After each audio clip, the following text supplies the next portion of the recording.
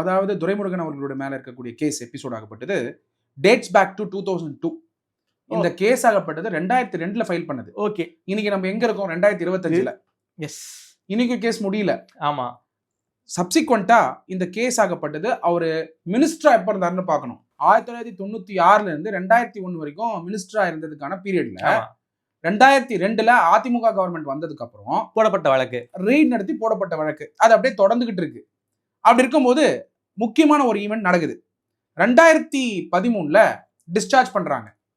இந்த லோயர் கோர்ட்ல, லோயர் கோர்ட்ல டிஸ்சார்ஜ் பண்றாங்க. அதாவது வெள்ளூர் கோர்ட்னு நினைக்கிறேன். வேலூர் கோர்ட்ல டிஸ்சார்ஜ் பண்றாங்க. சப்சிக்வெண்டா 2013லயும் அதிமுக கவர்மெண்ட். ஆமா, அதிமுக கவர்மெண்ட் வந்து அப்ப இருந்த DVSC department government side advocates வந்து இத ரிவிஷனுக்காக அப்ளை பண்றாங்க. அதுக்கப்புறம் ரொம்ப நாள் வந்து இந்த கேஸ் நிலுவையிலே இருந்தது.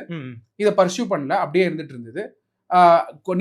நீதிமன்றத்துக்கும் வந்து மென்ஷனிங் பண்ணாதான் அந்த வரும், போஸ்டிங் எல்லாம் பண்ண வேண்டியது இருக்கும். அப்படி பார்க்கும் பொழுது இப்போ நீதிமன்றம் இதை எடுத்து விசாரணை நடத்துறாங்க.